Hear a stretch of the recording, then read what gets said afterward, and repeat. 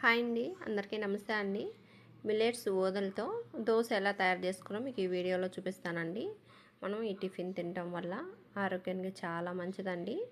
చూడండి, ఓదలండి, ఇవి తెల్లగా ఉంటాయి, చాలా ఈజీగా కనుక్కోవచ్చు. వీటిల్లో 5 రకాలు ఉంటాయి. వీటిల్లో ఒక రకం అనేవి ఓదలండి. నేను ఈ గ్లాస్తో ఒక గ్లాస్ తీసుకున్నాను. ఇవి నీట్గా 2-3 సార్లు బాగా కడిగేసుకొని ఇప్పుడు 1 టీ స్పూన్ మెంతులు వేసుకోండి. ఇప్పుడు ఒక గ్లాస్ నిండా నీళ్ళు పోసుకోవాలి. ఈ నీళ్ళు నానిన తర్వాత మనం పారబోయకూడదండి.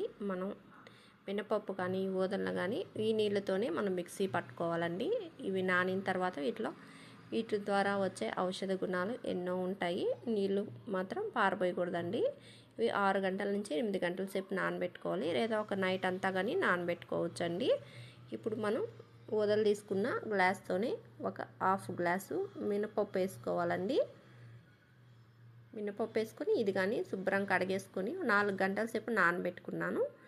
ఇలా నానబెట్టుకొని ఇప్పుడు పెద్ద మిక్సీ జార్లో ఈ మినపప్పు అంతా వేసుకొని కొంచెం నీళ్ళు పోసుకొని బాగా మెత్తగా పిండి చేసుకొని ఊతలు కానీ అదేవిధంగా మిక్సీ పట్టుకొని 2 కలిపేసుకొని నేను నానబెట్టేసుకున్నానండి. ఒక రాత్రి అంతా పిండిని పులవనిచ్చాను. ఇలాగా చేసుకొని రెడీ చేసుకోవాలి. మనం దోశకి ఈ దోశలు తినటం వల్ల మనకి ఆరోగ్యానికి చాలా మంచిదండి. ప్రోటీను, ఫైబరు, అలాగే మలబద్ధకంతో బాధపడుతున్న ఈ సమస్యలన్నీ తగ్గించుకోవచ్చండి.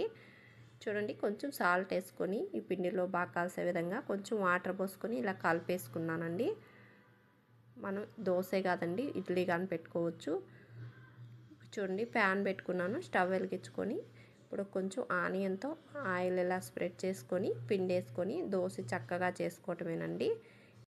ఈ ఊదలతో ఇలా పిండి తయారు చేసుకొని మనం టిఫిన్ చేసుకొని తినటం వల్ల చెడు కొలెస్ట్రాల్ ఉన్నా కానీ తగ్గించుకోవచ్చండి. అలాగే అధిక బరువుతో బాధపడుతుంటారు, ఆ సమస్యను కానీ తగ్గించుకోవచ్చండి. ఈ టిఫిన్ రుచిగా కానీ ఉంటుందండి. మనం ఎలాగుంటుందో మామూలు దోశ పిండిలాగా ఉంటుందో లేదనుకుంటారు, కానీ బాగా క్రిస్పీగా రుచిగా వస్తాయండి దోశలు కానీ.